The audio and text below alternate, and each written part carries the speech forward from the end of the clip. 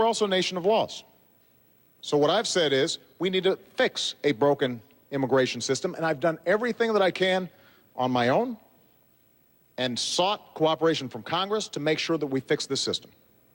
First thing we did was to streamline the legal immigration system, to reduce the backlog, make it easier, simpler, and cheaper for people who are waiting in line, obeying the law to make sure that they can come here and contribute to our country. And that's good for our economic growth.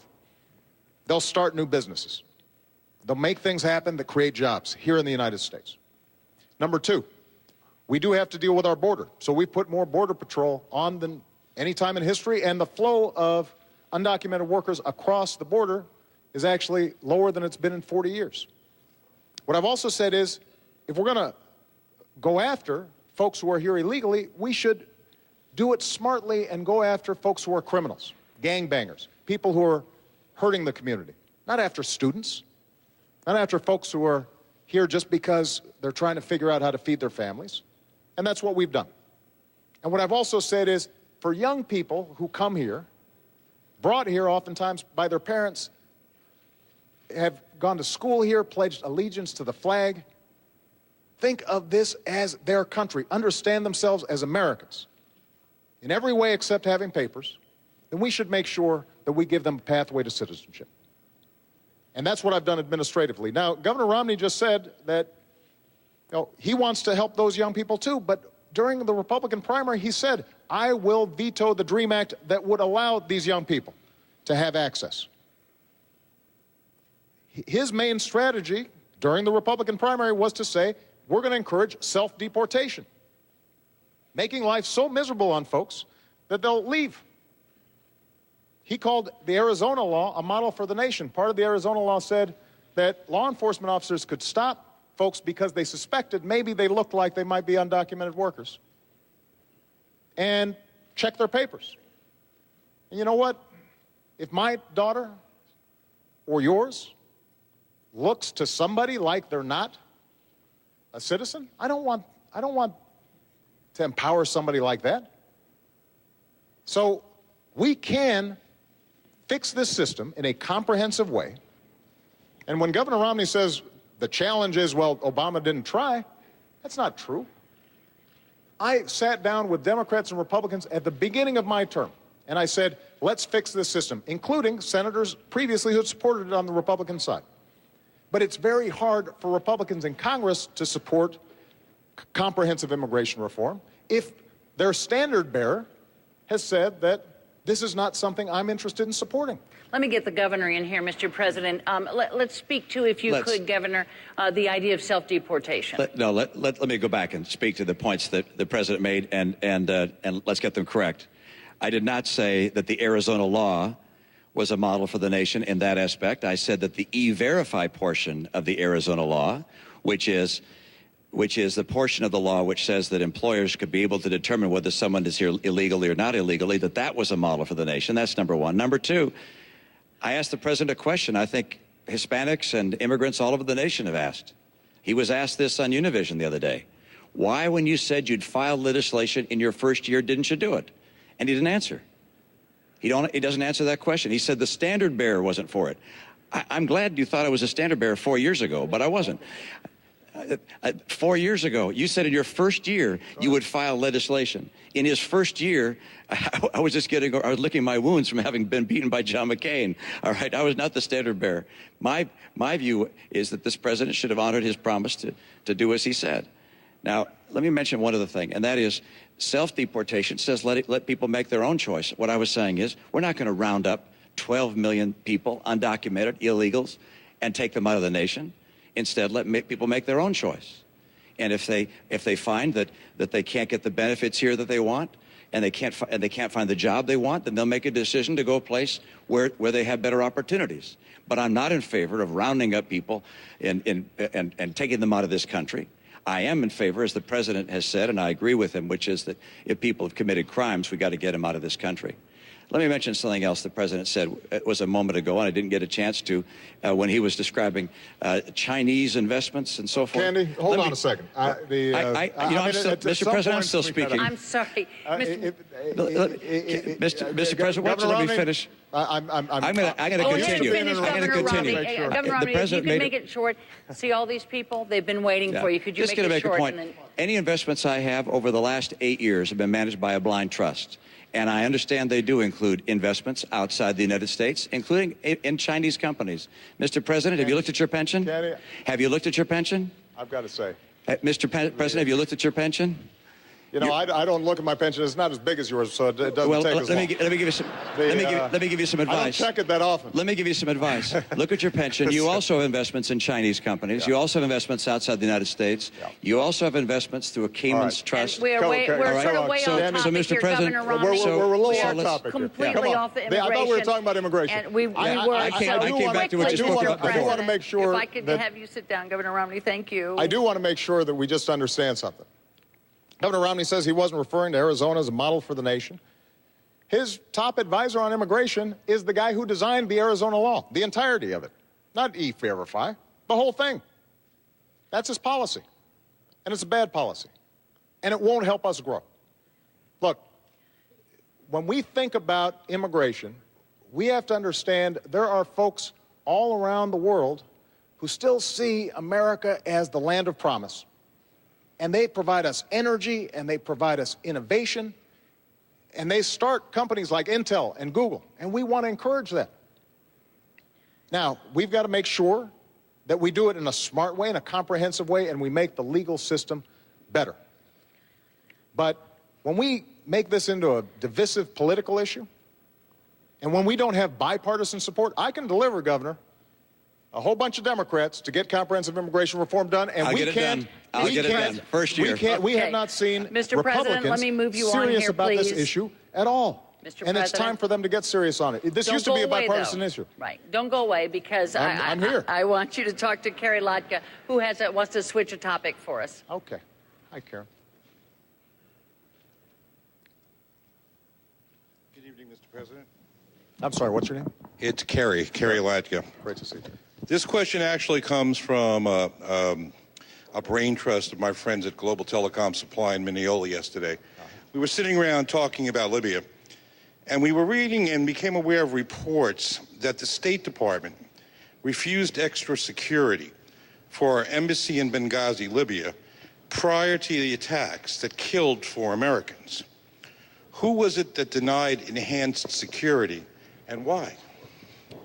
Well, let me first of all talk about our diplomats, because they serve all around the world and do an incredible job in a very dangerous situation. And these aren't just representatives of the United States, they're my representatives. I send them there, oftentimes in harm's way. I know these folks, and I know their families. So nobody's more concerned about their safety and security than I am. So as soon as we found out that the Benghazi consulate was being overrun, I was on the phone with my national security team, and I gave them 3 instructions. Number 1, beef up our security and procedures, not just in Libya, but in every embassy and consulate in the region. Number 2, investigate exactly what happened, regardless of where the facts lead us, to make sure that folks are held accountable and it doesn't happen again. And number 3, we are going to find out who did this, and we're going to hunt them down. Because one of the things that I've said throughout my presidency is, when folks mess with Americans, we go after them. Now, Governor Romney had a very different response. While we were still dealing with our diplomats being threatened, Governor Romney put out a press release trying to make political points. And that's not how a commander-in-chief operates. You don't turn national security into a political issue. Certainly not right when it's happening. And not everybody agrees with some of the decisions I've made. But when it comes to our national security, I mean what I say. I said I'd end the war in Libya, in Iraq, and I did. I said that we'd go after al-Qaeda and bin Laden. We have. I said we'd transition out of Afghanistan and start making sure that Afghans are responsible for their own security. That's what I'm doing. And when it comes to this issue, when I say that we are going to find out exactly what happened, everybody will be held accountable, and I am ultimately responsible for what's taking place there, because these are my folks, and I'm the one who has to greet those coffins when they come home. You know that I mean what I say. Mr. President, I've got to move us along. Governor? Thank you, Carrie, for your question. It's an important one. And I think the President just said correctly that the buck does stop at his desk, and he takes responsibility for that, for the failure in providing those security resources, and those terrible things may well happen from time to time. I feel very deeply sympathetic for the families of those who lost loved ones. And today there's a memorial service for one of those that was lost in this tragedy. We think of their families and care for them deeply. There were other issues associated with this tragedy. There were many days that passed before we knew whether this was a spontaneous demonstration or actually whether it was a terrorist attack. And there was no demonstration involved. It was a terrorist attack. And it took a long time for that to be told to the American people. Whether there was some misleading or instead whether we just didn't know what happened, I think you have to ask yourself, why didn't we know 5 days later when the ambassador to the United Nations went on TV to say that this was a demonstration? How could we have not known? But I find more troubling than this, that on the day following the assassination of a United States ambassador, the first time that's happened since 1979, when we have 4 Americans killed there, when apparently we didn't know what happened, that the President, the day after that happened, flies to Las Vegas for a political fundraiser, then the next day to Colorado for another event, another political event. I think these actions taken by a president and a leader have symbolic significance, and perhaps even material significance, in that you'd hope that during that time we could call in the people who were actually eyewitnesses. We've read their accounts now about what happened. It was very clear this was not a demonstration. This was an attack by terrorists. And this calls into question the president's whole policy in the Middle East. Look what's happening in Syria, in Egypt, now in Libya. Consider the distance between ourselves and Israel. The president said that he was going to put daylight between us and Israel. We have Iran 4 years closer to a nuclear bomb.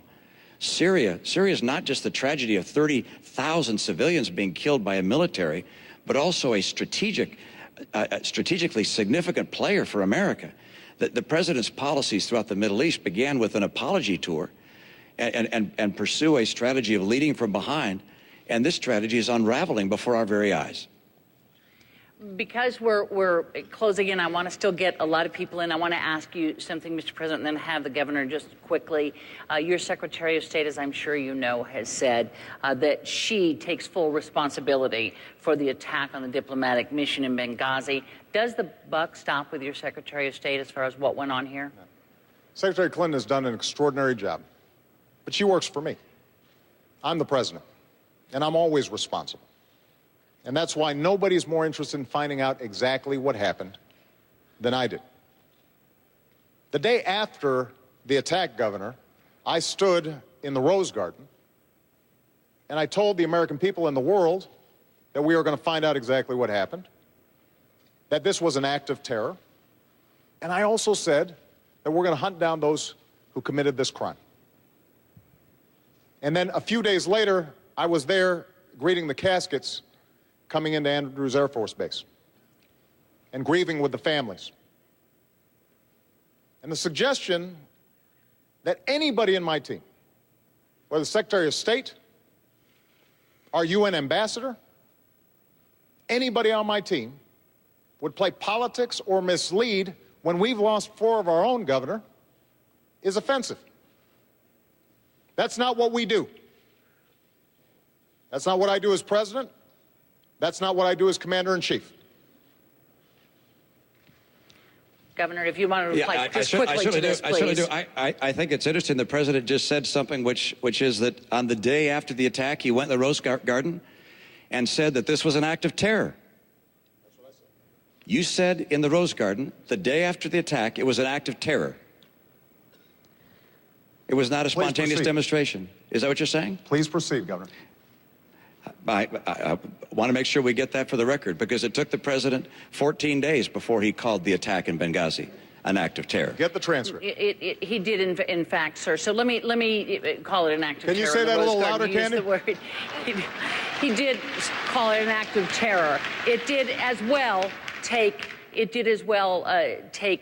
2 weeks or so for the whole idea of their